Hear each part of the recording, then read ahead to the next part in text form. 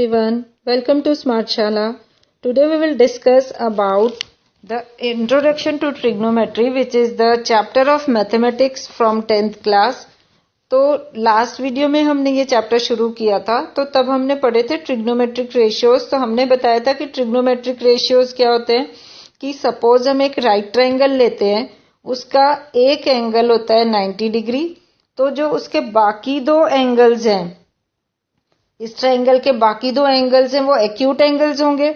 तो उन acute angles और side of this right triangle के बीच का जो रिलेशन होता है वो कहलाते हैं ट्रिग्नोमेट्रिक रेशियोज। तो ऐसे ही कुछ ट्रिग्नोमेट्रिक रेशियोज के बारे में हमने पढ़ा था। Excuse me. Sine A, cos A, tan A, cosec A, secant, then हमने कॉट पढ़ा था। तो ये सारे ट्रिग्नोमेट्रिक रेशियोज पढ़े थे, पर वो हमने जनरल फॉर्म में पढ़े थे। कि हमने ये पढ़ा था जैसे कि साइन है, sine of any angle, suppose इस केस में साइन ऑफ एंगल सी ले लेंगे तो that will be perpendicular over hypotenuse. फिर कॉस की वैल्यू है बेस ओवर हाइपोटेनस, फिर टेन की वैल्यू है परपेंडिकुलर ओवर बेस। तो ऐसे हमने जनरलाइज्ड फॉर्मूला पढ़े थे उनके। तो अब हम तो ऐसे जनरल फॉर्म पढ़े थे हमने इन ट्रिग्नोमेट्रिक रेशियोज के। तो इस वीडियो में हम देखेंगे इन ट्रिग्नोमेट्रिक रेशियोज के कुछ स्पेसिफिक एंगल्स, यानी कुछ स्पेसिफिक एंगल्स के लिए ट्रिग्नोमेट्रिक रेशियोज देखेंगे। जैसे कि यहाँ पर हमने एक ट्रायंगल लिया है, इसके अंदर एक ट्रायंगल है ABC which is right angled at B. तो उसका एक एंगल है एंगल सी जो कि 45 डिग्री है। तो उसके लिए ट्रिग्नोमेट्रिक रेशियोज देख लेते हैं कि क्या आते हैं। और अगर एंगल सी 45 डिग्री है तो एंगल ए भी 45 डिग्री होगा, क्योंकि टोटल सम दोनों का 90 होना जरूरी है। तो इसका मतलब हो गया कि side A B and side B C वो दोनों इक्वल साइड्स हो गई। अगर एंगल्स इक्वल है तो उनकी साइड्स भी इक्वल आएंगी। तो हम कहेंगे कि ये जो साइड्स हैं A B and B C वो साइड्स इक्वल साइड्स हैं। तो अगर वो साइड्स इक्वल हैं, लेट हम उन साइड्स को ले लेते हैं, इन साइड्स को ले लेते हैं, ए ले लेते हैं दोनों sides, A B is equal to A and B C equal to A ले लेते हैं। तो हमको फाइंड करनी होगी साइड ए सी। तो वो हम फाइंड करेंगे पाइथागोरस थ्योरम से। हमको पता है A C square is equal to A B square plus B C square होता है। तो वैल्यू पुट करेंगे, ए बी की वैल्यू है ए तो ए स्क्वायर, बी सी की भी वैल्यू ए है तो वो भी ए स्क्वायर। तो ये हो गया 2a स्क्वायर। तो A C square is equal to 2a square. तो A C will be under root of 2a square. Under root of 2a square में a बाहर आ जाएगा अंडर रूट के, तो a रूट 2, यानी ए सी की वैल्यू आ गई हमारी a रूट 2। अगर हमारे पास ए सी की वैल्यू आ गई यानी हाइपोटेनस की वैल्यू आ गई a रूट 2। अब हम सारे ट्रिग्नोमेट्रिक रेशियोज फाइंड आउट कर सकते हैं इसके। तो देखते हैं हम इनके रेशियोज फाइंड करके कि सबसे पहले हम लेंगे साइन ऑफ एंगल सी। तो हम देखते हैं sine C which is equal to sine 45 degree and that will be equal to, हमको पता है it is equal to perpendicular over hypotenuse. इस केस में परपेंडिकुलर है ए और हाइपोटेनस है ए रूट 2। तो a and a cancel out हो जाएंगे, तो ये बच गया 1/√2। तो हम कह सकते हैं साइन c जो है उसकी वैल्यू आई 1/√2। एक स्पेसिफिक एंगल है साइन 45 डिग्री, इसकी वैल्यू आ गई। हम इसको थोड़ा क्लियर सा लिख लेते हैं कि साइन 45 डिग्री की वैल्यू हमको मिल गई है यहाँ पर, and that is equal to 1/√2। इसी तरह इसके बाकी रेशियोज भी हम फाइंड आउट कर सकते हैं। सपोज अगर मुझे फाइंड आउट करना है इसकी वैल्यू कॉस सी की, तो इसका एक और रेशियो है cos C which is equal to cos 45 degree. Cos 45 degree की value it is base over hypotenuse. Cos हमको पता है बेस ओवर हाइपोटेनस होता है, तो उसकी वैल्यू पुट कर लेंगे। Base is also A, hypotenuse is A root 2। Again A cancel out हो जाएंगे तो 1/√2 बच जाएगा। तो यहाँ हमें वैल्यू मिल गई है कि cos 45 डिग्री की वैल्यू आ गई है हमारी 1/√2। तो इसी तरह से cos 45 डिग्री की वैल्यू आ गई 1/√2।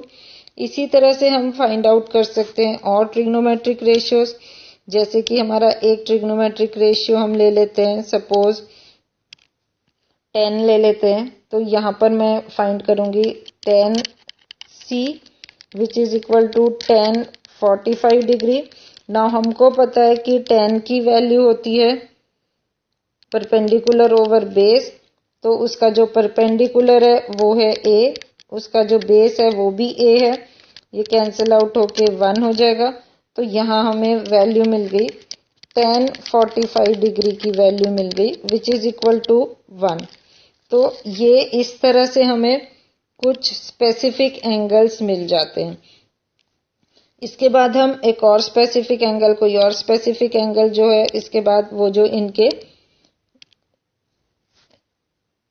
जैसे कि कोसिकेंट सी की बात करते हैं हम, तो हम लिखेंगे कोसिकेंट सी।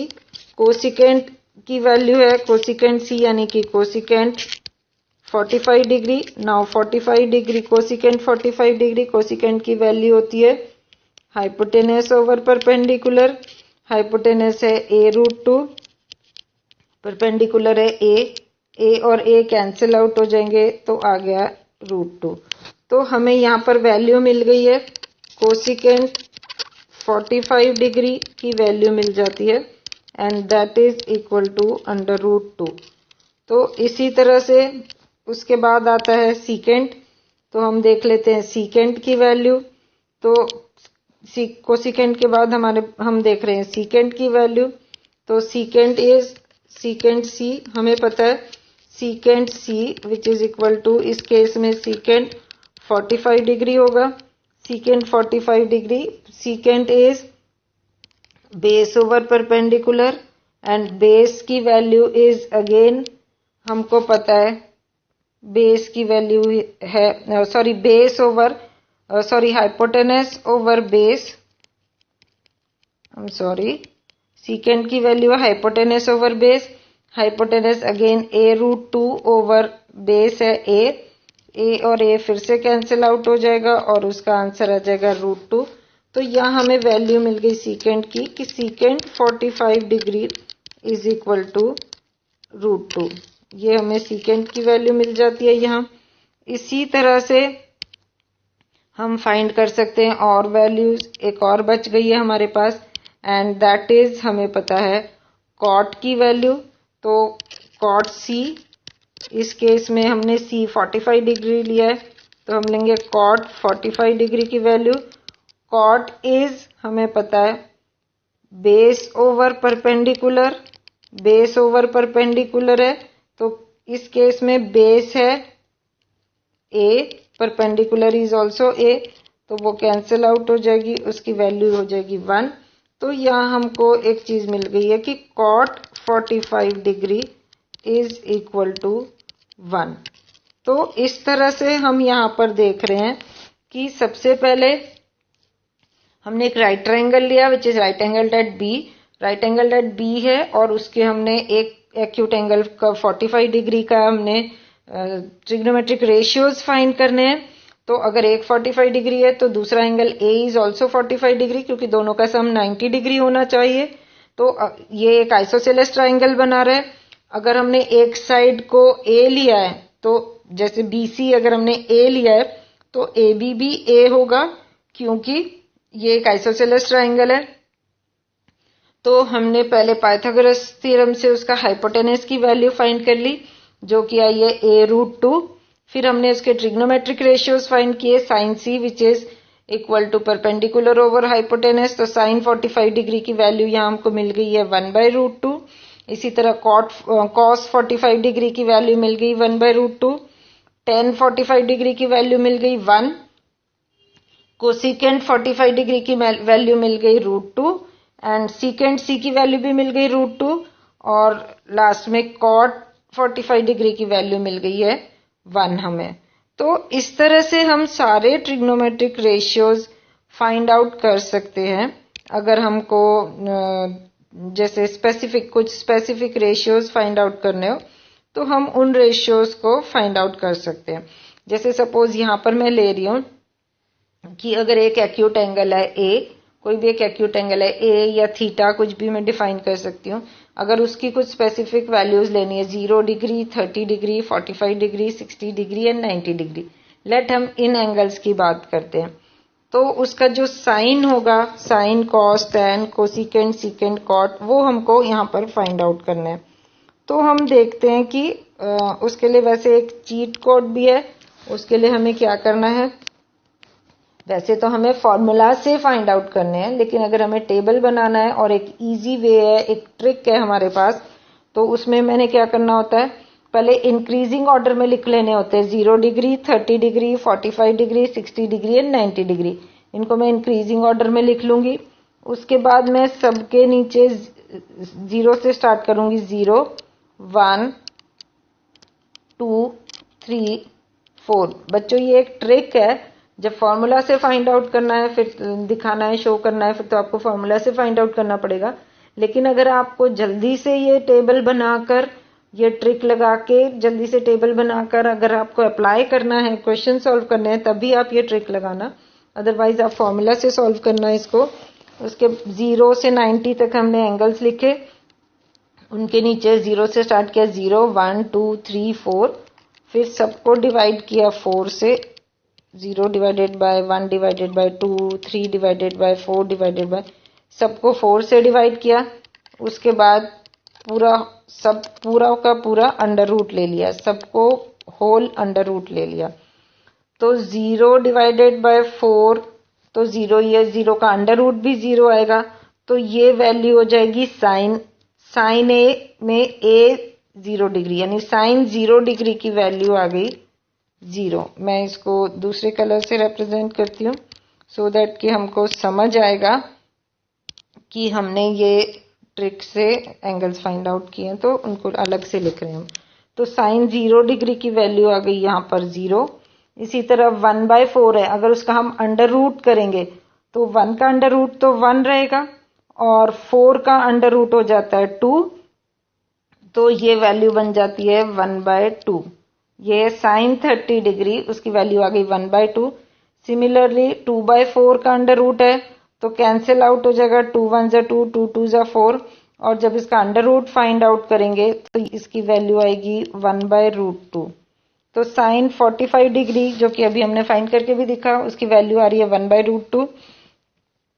फिर 3/4 का अंडर रूट लेंगे तो 4 का अंडर रूट 2 हो जाएगा, लेकिन 3 का अंडर रूट तो अंडर रूट 3 ही रहेगा, तो इसकी वैल्यू आ जाएगी अंडर रूट 3/2। इसी तरह 4/4 1 हो जाएगा, तो 1 का अंडर रूट होता है 1। तो ये साइन की वैल्यू आ गई। Sine 0 degree is 0, sine 30 is 1/2, sine 45 is 1/√2, sine 60 is √3/2 and sine 90 degree is 1। तो अब इसी ट्रिक से हम आगे बढ़ेंगे कि अब हमें कॉस की वैल्यूज लिखनी है। तो कॉस की वैल्यूज के लिए हमने इसी में देखना है, जो साइन में 90 की वैल्यू है वो कॉस में 0 डिग्री की वैल्यू हो जाएगी, यानी इसको रिवर्स कर देना है। तो 90 की जो वैल्यू है 1, वो कॉस 0 की वैल्यू हो जाएगी। फिर 60 की वैल्यू है, हमने रिवर्स में आना है, पहले 1, फिर √3/2, फिर 1/√2, फिर 1/2, फिर 0, इस तरह से कॉस में हो जाएगा। तो 90 की वैल्यू हो जाएगी कॉस, साइन 90 की वैल्यू हो जाएगी कॉस 0 डिग्री में। फिर साइन 60 की वैल्यू हो जाएगी कॉस 30 डिग्री में, तो यहाँ आ जाएगा √3/2, कॉस 30 डिग्री हो जाएगा √3/2। 45 डिग्री में 1/√2, फिर साइन कॉस 60 डिग्री में साइन 30 की वैल्यू आ जाएगी 1/2 एंड कॉस 90 डिग्री में आ जाएगी साइन 0 की value which is equal to 0। तो इस तरह से ये ट्रिक के हिसाब से हम लिखते जाएंगे इसको। फिर उसके बाद tan जो होता है वो साइन बाय कॉस होता है, tan theta is sine theta by cos theta. तो इसमें साइन की वैल्यू डिवाइडेड बाय कॉस, जैसे इधर से ही हम डिवाइड कर सकते हैं, 0 डिवाइडेड बाय 1, तो वो हो जाएगा 0, वो tan की वैल्यू लिख रहे हैं हम। फिर 1/2 डिवाइडेड बाय √3/2, तो ये आ जाएगी 1/√3। फिर 1/√2 डिवाइडेड बाय 1/√2 होगा 1, फिर √3/2 डिवाइडेड बाय 1/2, तो 2 कैंसिल हो जाएगा तो वो आ जाएगी √3। फिर 1 डिवाइडेड बाय 0, तो 1 किसी भी चीज को 0 से डिवाइड करेंगे तो वो नॉट डिफाइंड आ जाता है, इन्फिनिटी आ जाता है, तो हम उसको लिख देंगे नॉट डिफाइंड, यानी 1090 की वैल्यू डिफाइंड नहीं है।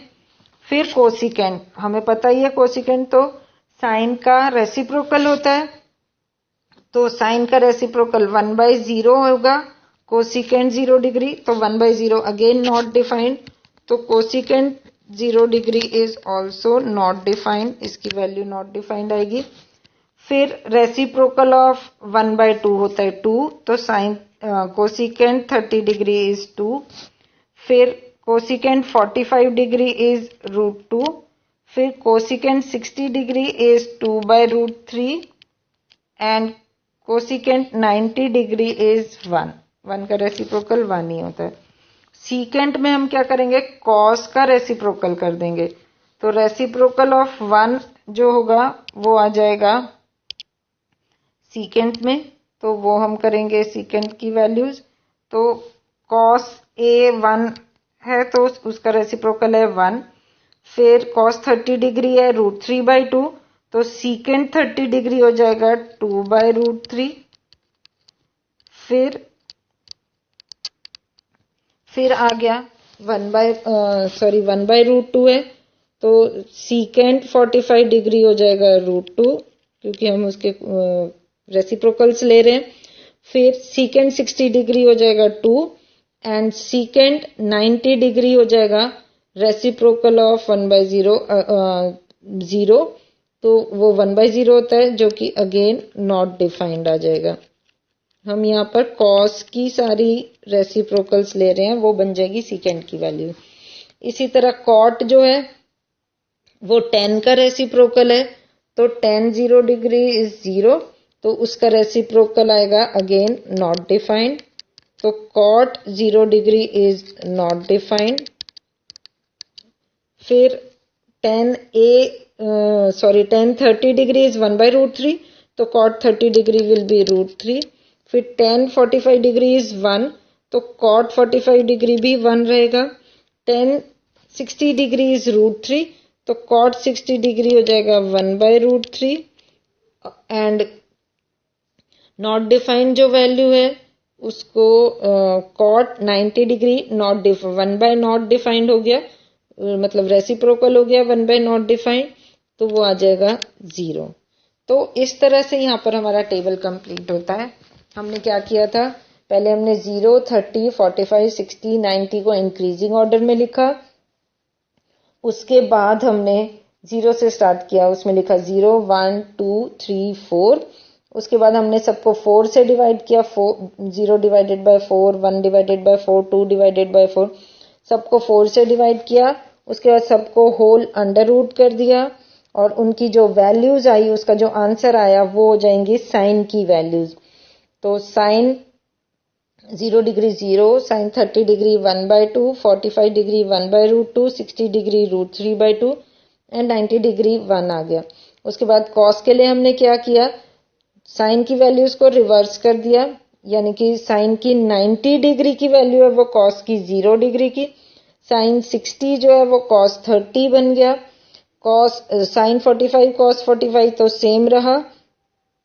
उसके बाद साइन 30 डिग्री कॉस 60 बन गया and sine 0 degree cos 90 degree बन गया। और 10 के लिए हमने साइन डिवाइडेड बाय कॉस कर दिए, साइन की वैल्यूज को कॉस की वैल्यूज से डिवाइड कर दिया, वो 10 की वैल्यूज आ गई। कोसिकेंट के लिए हमने साइन की सारी वैल्यूज का रेसिप्रोकल ले लिया, सीकेंट के लिए हमने कॉस की सारी वैल्यूज का रेसिप्रोकल ले लिया, कॉट के लिए हमने 10 की सारी वैल्यूज का रेसिप्रोकल ले लिया। तो इस तरह से हमने कुछ स्पेसिफाइड चीजों के एंगल्स बना लिए, कुछ स्पेसिफाइड एंगल्स के लिए ट्रिग्नोमेट्रिक रेशियोज बना लिए। तो हम इन ट्रिग्नोमेट्रिक रेशियोज को फाइंड आउट कर सकते हैं कुछ क्वेश्चंस सॉल्व करने में। जैसे कि सपोज अगर हमें कोई क्वेश्चन दिया हुआ है, हम एक एग्जांपल ले लेते हैं इसके लिए, कि अगर हमारे पास एक क्वेश्चन है, लेट बुक में मिल जाएंगे। मैं तो यहाँ से एक एग्जांपल ले लेती हूँ अपनी तरफ से। 2, 10, 30 डिग्री सपोज हमें सॉल्व करना है, divided by 1 minus 10 square 30 degree.